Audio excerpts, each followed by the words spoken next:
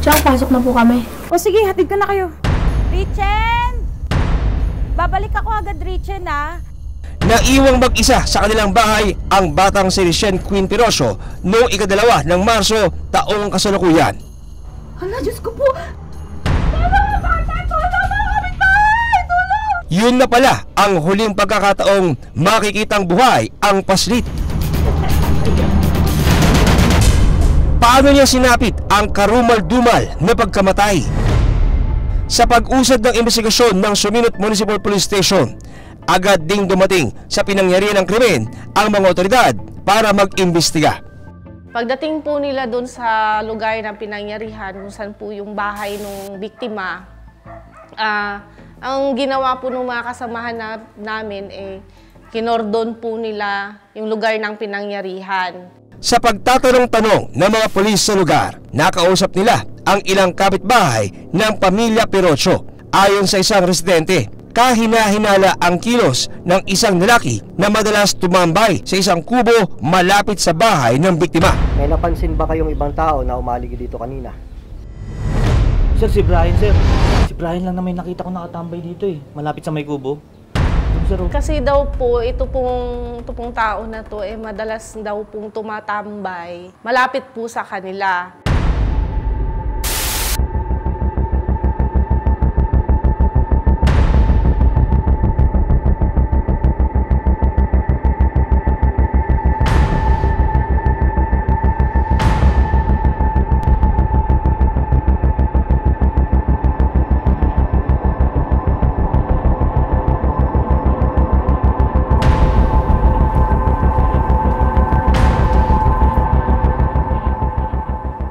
Brian, napaano ka? Ba't hindi ka mapakali dyan?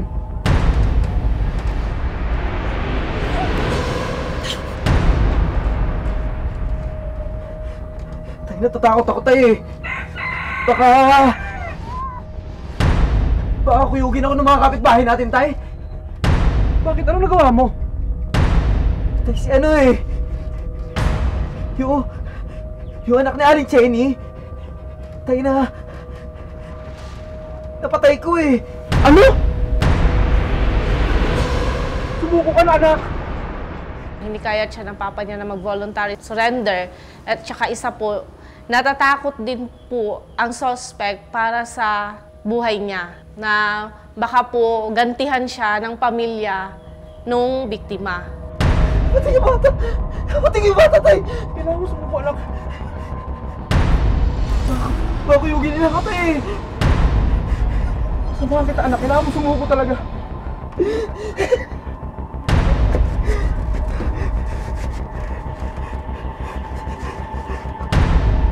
Yung bata, tay. Patay kayo, bata.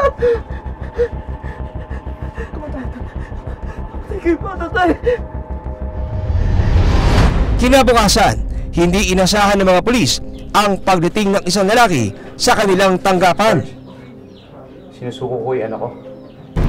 Bakit? Anong ginawa niya? Pag-amin ng lalaki, siya ang nasa likod sa pagpaslang sa 7 taong gulang na si Richelle.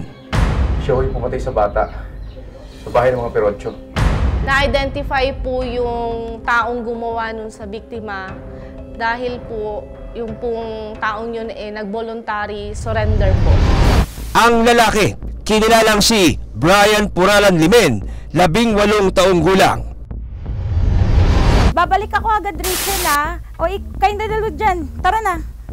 Bilisan nyo na dyan. Ayon sa extrajudicial confession ni Brian, 1:00 ng hapon noong ika-2 ng Marso, pagkatapos umalis ng magkapatid na Christian at Richard Jr., naiwang mag-isa ang batang si Richelle sa kanilang bahay. Nang mga oras na yun, nasa isang pahingahan malapit sa bahay ng biktima ang suspect na si Brian.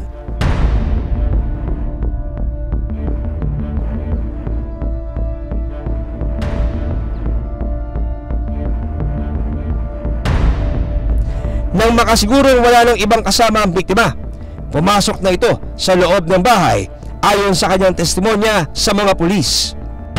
Napansin po niyang bukas po yung bahay ng biktima. At ito nga po, pinasok po niya yung bahay. At yung bata po, nandun po sa may sala, naglalaro po ng cellphone. Ano ginagawa mo dito?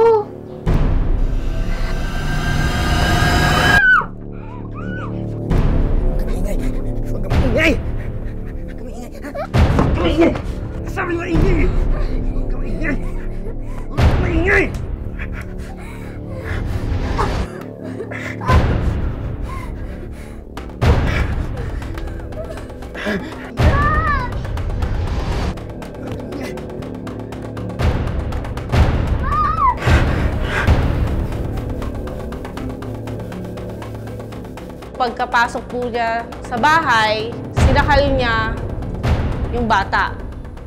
Gamit ang wire.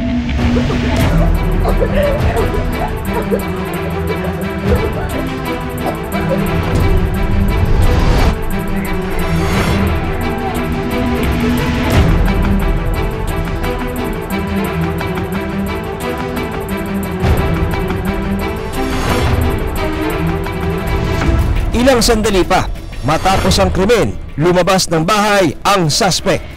Nung mapansin niya na hindi na nga po huminga yung bata, inilabas niya sa labas ng bahay.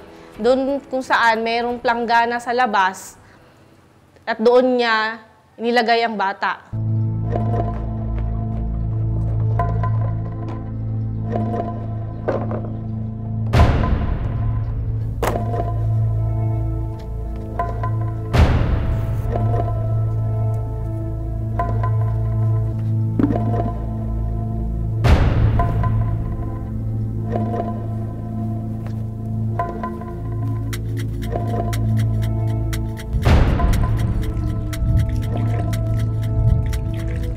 Dito na siya nakita ng residente at saksing si Jetro.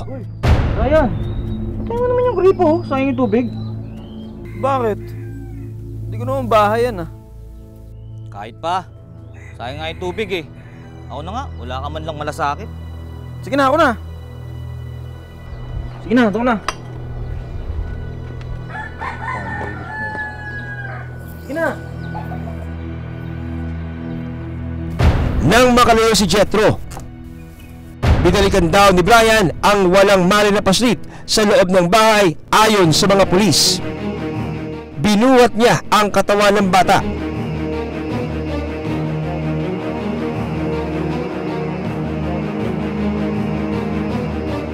Inilabas ng bahay at saka ipinwesto na nakasubsob sa palangganang may tubig.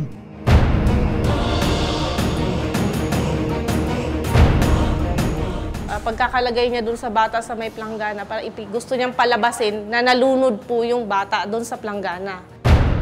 Base sa witness, ang biktima nga bata anaadri sa planggana, nagkulob, nagsubsob sa tubig, o ang iyang kinibo lifeless ng bata. Pagkatapos ng nagawang krimen, umalis si Brian at sinundo pa ang nanay ng biktima na si Chenny na nasa kalapit purok na parang walang nangyari. Aling Chenny, umuwi ka na. Bakit? Ewan ko. Basta bahala ka pag di ka umuwi. Yung anak mo. Ano nangyari? Tumakbo na po siya. Pagkatapos nga po niya ilagay doon yung bata sa planggana, siya nga po yung sumundo doon sa nanay ng biktima sa kabilang baryo. Richard! Richard! Richard! Ay, anak ko! Ano nangyari?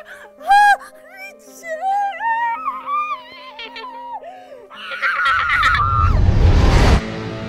Harap sa kaliwa. Dahil sa pagsuko ni Brian at sa naging testimonya niya sa mga pulis, itinuring siyang pangunahing suspect sa pagpatay sa batang si Richelle Queen Peroso. Matapos ang ilang araw, noong 9 ng Marso taong kasalukuyan, panibagong revelasyon ang ibinunyag ni Brian. Binahasa mo ba yung bata? Sa pagkakataong ito, inamin naman niya sa mga pulis ang ginawang panghahalay sa batang biktima. Opo. Kwento ni Brian, matapos sakalin ang paslit, ay nawalan ito ng malay. At sa kanya hinalay ang batang si Richelle.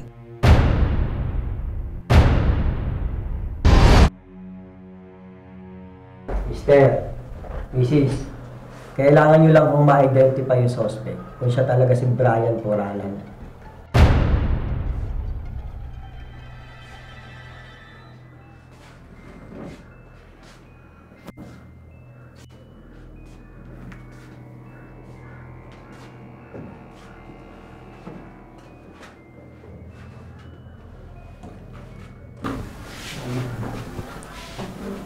Siya nga po. Siya ang pumatay sa anak ko! Payok ko! Kaya pala lagi ka nakatungkol sa amin! Sabi ko na may bala ka ba sa mga pinatay mo ang anak ko! Hindi ka magpapatawad!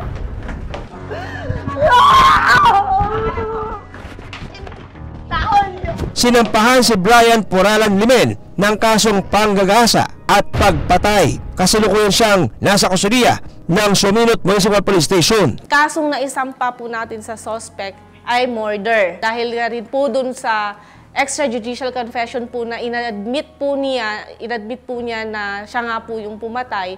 At nitong mga ilang araw po inadmit din po niya na ginahasa po niya yung bata. Bali po yung rape po na kaso magiging supplemental po nung naisampa po namin kaso na murder. Kilala ang 18 taong gulang na si Brian na residente sa Purok 4 at walang trabaho. Ayon sa mga pulis, may record ang suspect sa barangay ng pamboboso sa ilang residente at tangkang panghahalay. Katulad po ng pagpasok sa bahay at meron nga pong isang pangyayari doon na may pinasok siyang bahay at merong isang babae na pinagtangkaan po niyang gahasain. Sa katunayan, napansin na rin ng ina ni Richelle ang mga masasamang tingin ng lalaki sa kanyang anak. Yung maliligo ang mga anak ko doon sa puso, nandyan po siya magduyan-duyan. Makikita niya yung maghubad ang anak ko ng sanina. Minsan, underwear lang ang naiwan. Yung pinakabunso ko po, maghubad din yun minsan. Sabi ko sa kanya na huwag kang maghubad na nak kasi malaki ka na. Hindi ko alam kung anong nasagip sa isip niya. Hindi ako makapaniwala kung bakit niya yun ginawa. Bakit mo pinatay yung bata? Sumusobra na po kasi yung tatay niya eh. Binabastos niya po yung chewing ko. Pahayag ng mga pulis, maaaring paghihiganti ang naging motibo ng suspect kaya niya nagawa ang karumal-dumal na krimen. Sa pagtatanong namin sa kanya, ano po yung dahilan niya, bakit siya pumasok dun sa bahay. Ang sagot naman po ng suspect ay gusto daw po niyang maghiganti. Oh, Brian. Ikaw ba, pamangkin, may girlfriend ka na ba? Oo. Wala pa ho, tito. Minsan na raw kasing nagkaroon ng alitan ang tatay ng biktima na si Richard at ang tiyuhin ng suspect. Kuha ka ng girlfriend. Isang babae. Maganda at sexy eh. Di katulad nito. Diba? Talaga, tito. Pare, nakakabastos ka na. Umayos ka na pangangalita mo. Wala ka sa loob ng bahay mo. Ikaw ang umayos! Tama na. Ituwid mo yung dila mo, kundi puputulin ko yan. Ay, ano? Tama na to! Tama na! Tara, uwi tayo! Kalma lang po. Ay, wala pala itong mga tayo. Nakapanayam ng aming team ang suspect na si Brian Poralan Limen. Pinagsisisihan daw niya ang kanyang nagawa. Nahimo na ko to, ibibalas to ay sulod yung ito gamit sa wire. Then idala rin sa gawas. Ngayag ko sa ilo, nagbasol sa nabuhat. Labis na hinagpis naman ang nararamdaman ng pamilya Perocho sa sinapit ni Richelle sa kamay ni Brian. Padayon na kung asa ka padulong, kabalo ko nga kasama mo ang Diyos. At hindi ka naman pababayaan. At nandyan naman si ate, kasama mo. Si ate na ang bahala sa iyo at ang Diyos. Hustisya ang kanilang panawagan para sa kanilang minamahal na si Richelle.